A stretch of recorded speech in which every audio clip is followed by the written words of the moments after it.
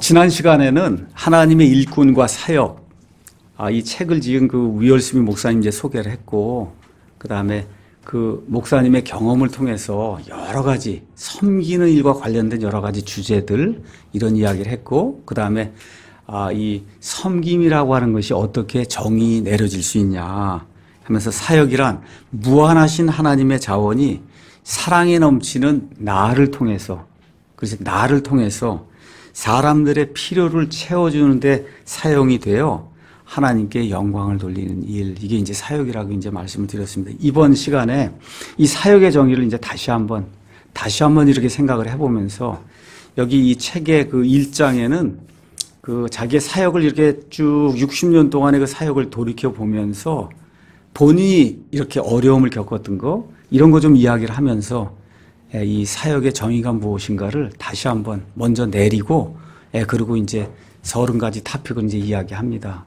그래서 사역자 이제 이야기할 때는 제가 말씀드린 대로 전임 사역자도 있고, 저처럼 파트타임 사역자도 있고, 또 뭐 우리 집사 형제님들, 뭐 지역 인도자들, 우리 자매님들, 여러모로 여러 형태로 섬기는 그런 사역자들이 이제 교회에 있습니다. 그래서 사역이라고 하는 거 자꾸 이상하게 큰 개념으로 생각하지 마시고, 하여튼 주차 봉사라도 하는 그게 사역이에요. 내 사역. 그렇죠. 그러니까 교회 안에는 사역하지 않는 사람 아무도 없어요, 사실. 이렇게 생각을 하시고 모두에게 적용이 되는 그런 말이다, 이렇게 생각을 하시고 들어주시면 좋을 것 같습니다. 그래서 먼저 자기의 60년 동안의 그 사역의 역사를 이제 돌이켜 보면서 사역이 무엇인가 이렇게 이제 정의를 내려요. 그러면서 이분이 뭐라고 얘기하느냐, 이제 80세가 넘은 그런 상태에서 과거를 이렇게 돌이켜 보면서 하나님 앞에 이제 본인이 설 때 하나님께서 참 선하고 신실한 종아, 내가 참 잘했다. 본인이 뭐 내가 그런 칭찬을 받는다 얘기는 하지 않지만, 지금까지 해온 그런 일들을 이렇게 가만히 이렇게 평가를 해보면서 정말 하나님을 섬기는 건 굉장한 일이고 특권이라고 이제 이분이 이야기를 하고 있어요. 근데 어느 경우에 그러냐, 사역이 무엇인가를 제대로 이해한 사람이래야 이 말을 할 수 있다는 거예요. 그러니까 엄청나게 큰 특권이고 굉장히 중요한 일이다. 근데 그건 누구만 할 수 있다고요? 사역이 무엇인가를 정확하게 이해하고 그 일을 했으면 그렇게 말을 할 수 있는데, 그걸 자체를 이해하지 못하고 이런 말을 할 수가 없다는 거예요. 자, 그래서 이 사역 이야기할 때 두 종류의 반응이 나타난다는 거예요. 저는 이제 한 번도 타보지 않았는데, 여러분 행글라이더 이런 거 타보신 분이 있으세요? 우리 이렇게 뭐라 그럴까, 아이맥스나 이런 데 가면 그냥 절벽 위에서 행글라이더 타고 쫙 내려가기도 올라가기도 하면 우리 그냥 보기만 해도 이렇게 희열이 느껴지잖아요. 제가 이번 한 달 전인가 제주도를 갔는데, 거기 가니까 열기구를 한다 그래서 제가 열기구를 한번 타러 가려고 갔습니다. 그랬더니 아직 개장을 안 했다고 그래서 그냥 왔거든요. 글쎄 나이가 이제 60 됐는데도 그게 타고 싶더라고요. 열기구 한번 쭉 타고 올라가서 한번 사진도 찍고, 그 어떤 희열이라는 게 이렇게 있는 거 아니에요. 그렇죠? 나중에 이제 동남아시아나 이런 데 이제 가게 되면 이 바다에도 이제 열기구가 있고 하니까 한번 타보고 싶어요. 한번 이제 나중에 소아시아, 우리가 혹시 또 갈 그런 계기가 있으면 소아시아 터키에 가면 가파도키아라는 데가 있어요. 그 가파도키아 가장 유명한 게 열기구예요.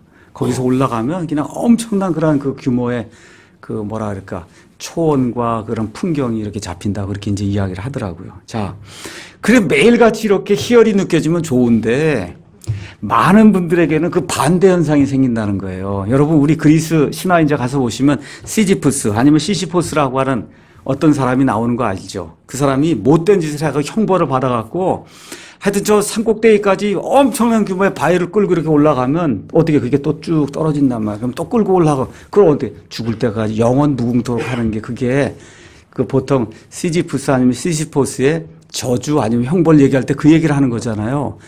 크리스찬 사역을 그렇게 느끼는 사람도 있다는 거. 이걸 언제 끝을 낼까?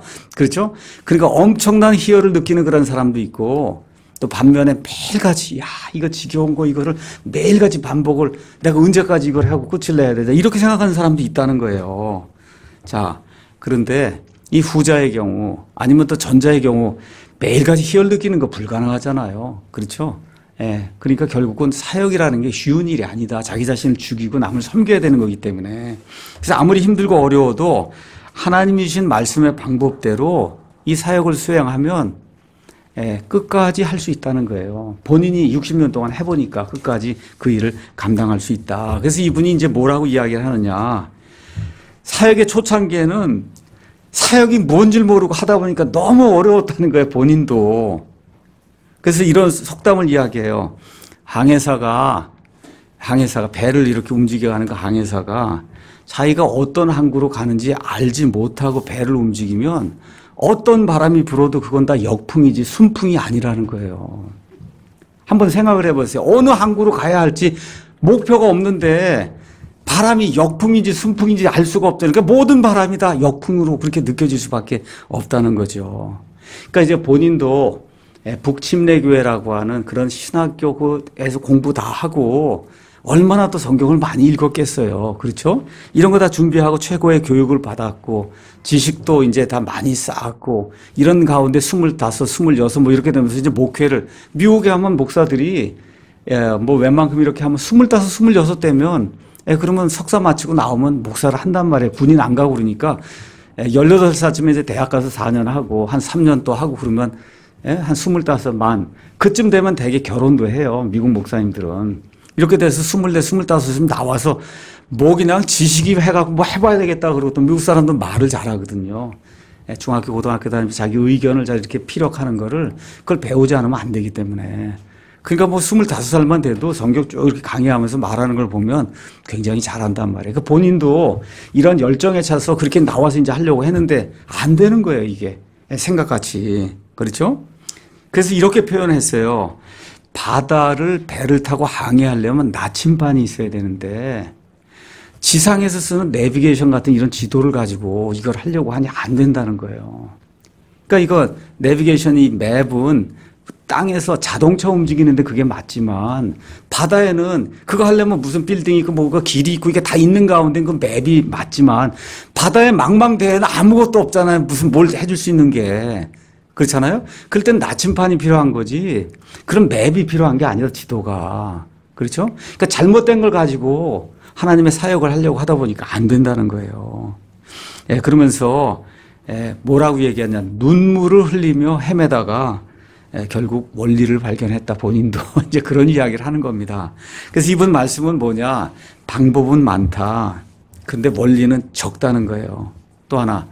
방법은 늘 변할 수 있는데 원리는 결코 변하지 않는다는 거예요. 이거 원리를 잡아야지 이 방법을 잡으려고 이렇게 노력을 하면 그러면 실패하기 딱 십상이다. 이제 그렇게 이야기를 하는 겁니다. 다시 말씀드려 원리를 잘 이해하지 않으면 다른 사람이 와서 이 방법으로 하니까 우리 교회가 된다. 이 방법으로 하니까 뭐 찬양대가 된다. 뭐 이게 그게 나에게 적용이 안 된다는 거예요. 원리를 이해하지 못하면. 그렇죠? 또 더구나 또 뭘 이야기하느냐. 즉각적인 효과를 내는 그와 같은 방법은 거의 교회 사역에서는 쓸 수 없다고 이야기를 하는 거예요. 이게 오랫동안 예를 들어 우리 어르신 모임도 하면 지금 우리 남현수 자매님 또 우리 윤계영 형제님이 어르신 모임 우리 또 이청훈 자매님도 그렇게 해서 이제 어르신 모임을 또 그 외에도 또 누가 있어요. 우리 임정숙 자매님 또 김세현 자매님 뭐 등등 해서 이렇게 지금 섬김을 벌써 오랫동안 하고 있잖아요. 그 섬김을 오랫동안 하는 가운데 어르신들이 그 섬기는 그분들이 신실하게 이렇게 해주는 걸 보고 신뢰를 하는 거예요, 그게. 그렇잖아요? 이게 조금씩 이렇게 신뢰가 되는 가운데 여기까지 이렇게 다다르게 되는 거예요. 제가 지난번에 2주 전인가 우리 성경 전례지 거기를 이제 다녀왔습니다. 그 일을 우리 윤계영 형제님이 거의 처음부터 끝까지 다 맡아서 해줬어요. 거기 서청 거기까지 한번 갔다도 오시고 뭐 버스니 뭐지 다 해갖고 이제 오신 거예요. 저는 가기 전날까지 아무것도 모르고 그 다음날 아침에 가야 된다 그래서 아침에 일어나서 버스 타고 그러고 다녀온 거 외에는 아무것도 없어요. 그렇게 섬겨주니까 그렇지 않습니까? 그 여행이 얼마나 편안한지 모든 사람에게 얼마나 편안한지 기쁨이 되는지 알 수가 없거든요. 그렇잖아요. 이게 섬김이다. 이게 섬김이다. 그런 생각을 제가 하게 된 거예요. 그거를 목사가 일일이 처음부터 끝까지 버스까지 해서 뭐 다 해서 그렇게 하라 그러면 어떻게 일을 하겠어요. 아, 이런 게 섬김이구나. 다른 거 없는 거예요. 그게 근데 시간이 좀 걸립니다. 시간이. 오랜 이런 시간이 걸리면서 이렇게 우리 윤경 형제님도 아마 평택에서 오시는 것 같은데, 그렇지 않습니까?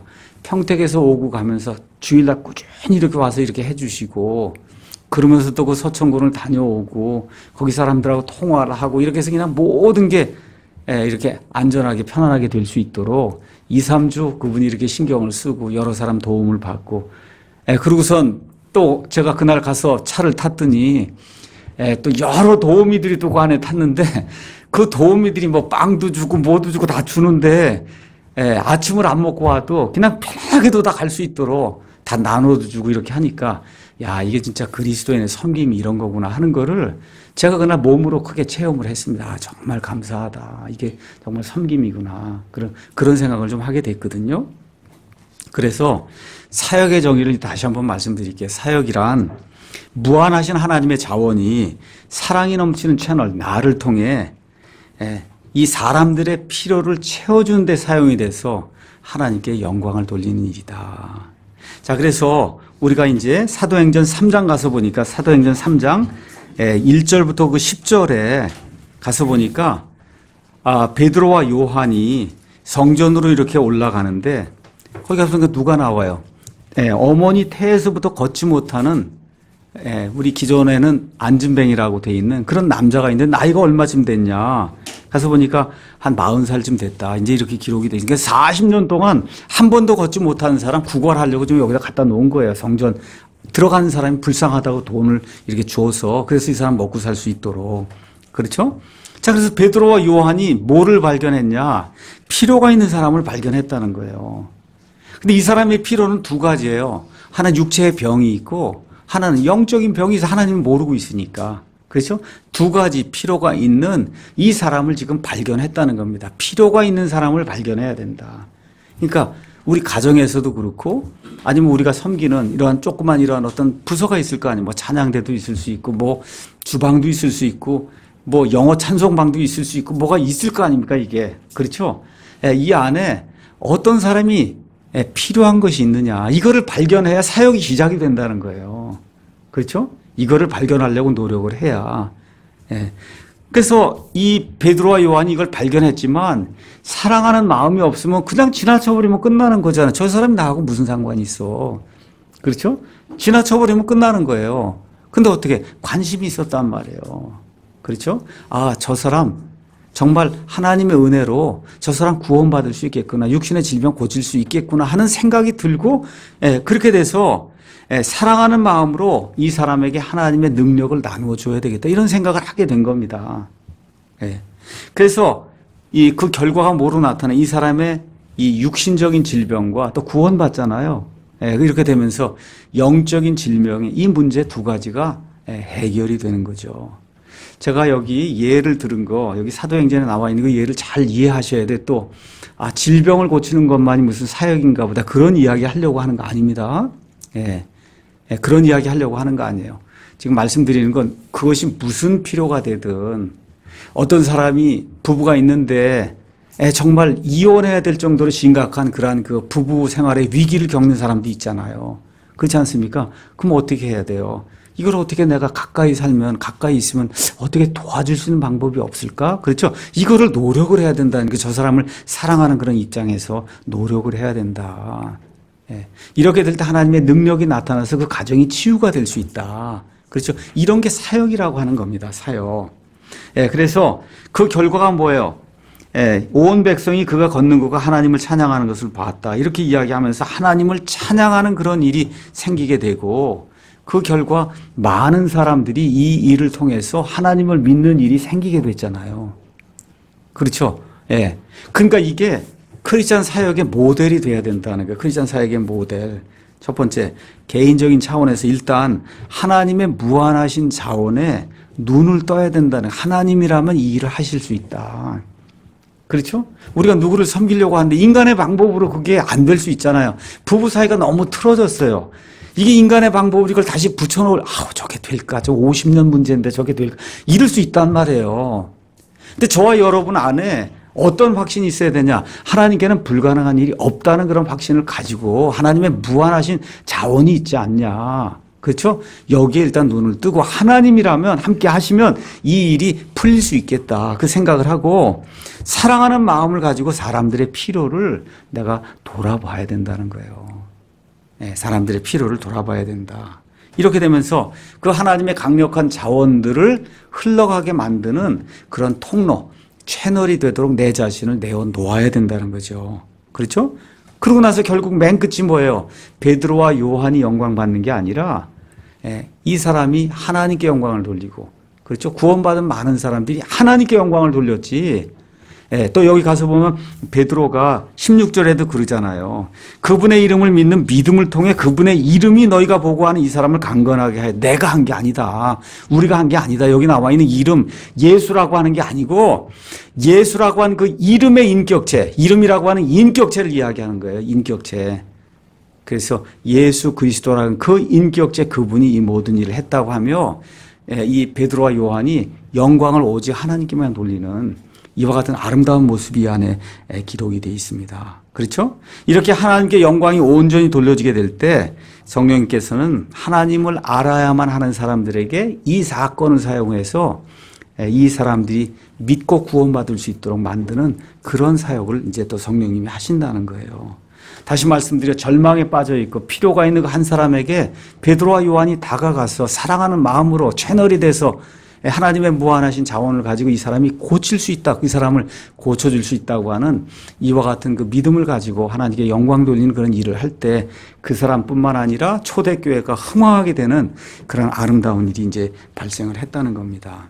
자, 다시 한번 사역의 정의를 내려볼게요. 사역이란 무한하신 하나님의 자원이 사랑이 넘치는 채널, 나를 통해 사람들의 필요를 채워주는 데 사용되어 하나님께 영광을 돌리는 일이다. 이렇게 제가 다시 한번 정의를 내렸습니다. 자, 그럼 그걸 하려면 저와 여러분이 하나님을 만난 경험이 있어야 될 거 아니에요. 하나님의 것을 나눠주는 거 아닙니까? 이게 내 걸 나눠주는 게 아니라 그냥 내 거 나눠주는 거면 밖에 있는 자원봉사 하는 거예요. 세상에 있는 구제활동 하는 거잖아요. 그렇죠? 많습니다. 세상에 나가도 상담사도 있고 뭐 무료로 봉사해 주겠어요. 얼마나 많은지 몰라요. 근데 지금 우리는 하나님의 일을 하기 때문에 하나님의 무한하신 자원으로 하는 거잖아요. 그러니까 하나님을 만난 적이 있어야 된다는 겁니다. 하나님 만난 적이 있어야 된다. 또 하나님이라면 이 일이 가능하다고 여러분이 믿으시냐는 거예요. 하나님이 함께 하시면 이런 일이 하나님의 무한한 자원들이 있다. 또 다른 사람들의 필요에 대해서 알고 있냐. 그러니까 우리가 모이게 되면 주일에도 그렇고 여기 335 모여서 다 괜찮아요. 다 이야기하는 거 좋은데 우리가 이제 리더십을 발휘하고 하려고 할 때는 흩어져야 된다는 거죠. 저기 혹시 소외되어 있는 저 사람? 저기 이렇게 있는 사람? 우리끼리 이렇게 모여 있는 거 5분이고 10분이고 뭐 괜찮아요. 오전에 다 하시고 오후라도 이렇게 좀 식사를 하고 나셔서 좀 보셔야 돼. 이거 곳곳에. 그러니까 저도 오전에 이제 식사 다 하고는 1시 10분이고 내려와서 저 끝에 있는 방까지 제가 다 다니면서 일단 이렇게 창문을 통해서 이렇게 다 봐요. 혹시라도 누가 필요한 뭐가 있나. 심지어 여기 도서관 그 아이들 앉아있는데 제가 이렇게 들어가서 일단 뭐 다 책들이 재미있냐. 뭐 다른 책들 내가 좀 사줄 거 없냐. 원하는 책 있으면 얘기해라. 그렇죠? 영재 교육할 때도 제가 이 반도 들어오고 저 반도 들어가고 다 가서 애들 하는 걸 이제 한 번씩 다 본단 말이에요. 혹시 교회에서 무언가 더 해줄 수 있는 게 있는가. 그렇잖아요. 예, 그러니까 우리 크리스찬 리더들이 그런 생각을 좀 하고 교회 오셔서 10분이든 15분이든 인사 나누고 다 좋습니다. 그 이후에는 혹시 나의 도움을 필요로 하는 그런 사람이 있지는 않는가 하고 눈을 이렇게 해서 멀리까지 이렇게 한번 이렇게 돌아보는 그 일이 필요하다는 거예요. 그게 없으면 섬김이 안 되는 거예요. 그러니까 무슨 모임이든지, 그렇죠? 무슨 모임이든지 가서 좋아하는 사람들끼리 그거 괜찮아요. 5분, 10분은. 근데 끝날 때까지 좋아하는 사람하고 오면은 섬김이 안 된단 말이에요. 혹시 이 가운데 마음이 상한 사람이 있다거나 내가 좀 도와줘야 될 필요가 이거를 살피는 사람이 그게 크리스찬 미니스터가 되는 거다. 나는 하기 싫습니다. 그럼 뭐 할 수 없는 거죠. 뭐 제가 그걸 강요할 수는 없는 건데 성경 가서 보시면 예수님의 형상을 점점 닮아가면 안 할 수 없는 게 이 일이에요. 예수님의 형상을 닮아가려면. 그래서 맨 마지막으로 사랑으로 그들을 돕고 싶은 그런 마음이 있고 결국 모든 일이 다 잘 됐어요. 우리 장영재님 같으면 찬양대를 지금 하는데 지금 4, 50명에서 그냥 너무 찬양이 제가 보기에도 좋아요. 이제 혹시 교회 이사 가면 장영재님 120명, 150명 찬양대를 한다 그러더라고요. 근데 찬양을 우리 장영재님이 다 영광 받으면 그냥 끝나는 거죠. 그렇잖아요. 그렇잖아요. 끝나고 나서 하나님께 영광이 됐다. 이 소리를 들어야지. 야, 150명 했더니 우리 장영재 엄청 잘하던데 이렇게 나가고 계속 이렇게 되면 뭐 한두 번 격려하는 그런 메시지 줄 수 있지만 그걸 가지고 계속 나가면 본인이 실족하게 되고 본인이 패망하는 길로 들어가는 거거든요. 그렇잖아요. 그러니까 목사도 마찬가지예요. 누가 설교를 듣고 많이 은혜를 받았습니다. 그래요?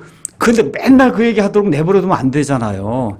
그런 얘기 이제 하지 마시고 그냥 하나님의 은혜 안에 이렇게 거하라고 그렇게 해서 딱 잘라야지.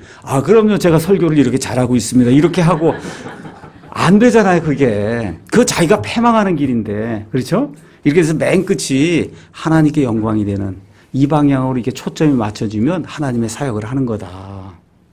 자, 그럼 우리 교회 어떤 거 사역할 수 있는가? 제가 늘 말씀 보니까 주방 사역이 있어요. 설거지도 해야 돼요. 음식도 만들어야 돼요. 옥상 주차 관리도 있어요. 방송실. 우리 교회 지금 방송실도 아마 한 4, 5년 됐는데 맨날 하는 사람 2, 3명이 그냥 땀 뻘뻘 흘리면서 하고 있어요. 아무도 가지 않아요. 왜 그러냐. 거기 가면 설교도 못 듣는다 그러고 뭐 할 일이 많다 그러니까 안 갑니다. 거의. 지금 그런 상황이에요. 안내하시는 분들도 늘 하시는 분들 대개 이제 하시고 그래서 이제 요새는 어쩔 수 없이 이제 돌아가면서 하자 이렇게 해서 하고 있는데 이런 모든 일들이 다 섬기는 거예요.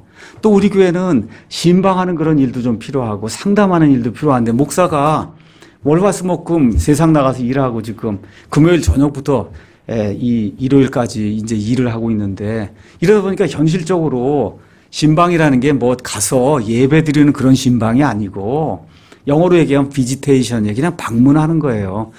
비지테이션. 방문이에요, 방문. 그렇죠? 어떤 사람이 좀 만나고 싶어 해요. 일주일에 한 번 아니면 한 달에 한 번이고 그냥 모여서 이야기를 좀 하고 싶어 하는 사람들이 있단 말이죠. 그렇죠? 이렇게 될 때 찾아가는 거예요. 그냥 저녁이라도 해도 되고 아니면 그냥 옆에 커피숍에 만나도 되고 뭐 차라도 한잔 합시다. 식사 후에 합시다 하고 이렇게 만나주는 거. 이것도 큰 섬김이에요. 이 현대 사회에서는 보통 큰 섬김이 아니에요. 그게. 그렇잖아요. 또 누구 얘기를 이렇게 들어주는 거. 이거 상담 얘기 나오니까 구원 상담. 구원 상담도 물론 필요하지만 그냥 누구 이야기 들어주고 어려움이 있다. 이것도 보통 큰 그 사역이 아니거든요. 그러니까 교회가 커지고 하면 어쩌면 가장 중요한 사역이 이 신방, 찾아 방문해 주는 거, 상담해서 이야기 들어주는 게 사실은 가장 큰 섬김이에요. 교회 안에서. 그렇잖아요. 또 뭐가 있어요? 교사. 교사 여러분 그거 하려면 목사처럼 설교 준비해야죠. 공과 준비해야죠. 애들 질문 준비해야죠. 이 교사들이 그래요. 애들이 얼마나 그냥 샤프한 질문을 하는지 준비를 안 해가면 아예 땀이 뻘뻘 난다고. 근데 우리 교사들이 뭐 봉급을 받아야 아무것도 없잖아요. 그렇죠? 이런 섬김도 있어요. 우리 찬양도 섬김인데 찬양도 섬김인데 찬양은 사실 많은 경우 사람들의 칭찬을 받을 가능성이 큰 그런 일이기 때문에 어느 면에서는 섬김이라고 이야기하기가 우리 장영재님은 지휘를 하면서 하기 때문에 섬김인데 그거 사실 이렇게 노래하시거나 하는 그런 분들은 많은 경우 맨 교회 맨 앞에 서서 어쨌든 이렇게 하고 그러면은 사실 사람들의 칭찬의 대상이 되기가 쉽지 그걸 섬김의 대상이라고 하긴 어려운 그런 일이 이게 찬양 이렇게 하는 그런 거거든요. 예. 그래서 이런 거 이외에도 여러 종류가 많이 있을 거예요. 그래서 내가 어떤 걸로 옆에 필요가 있는 사람들의 그 필요를 내가 만족시켜 줄 수 있는가. 사랑하는 마음으로 하나님께 영광을 돌리기 위해서 이걸 한번 깊이 생각해 보면 우리 모두에게 유익이 있지 않겠나 이런 생각을 하면서 두 번째 강의 마치겠습니다.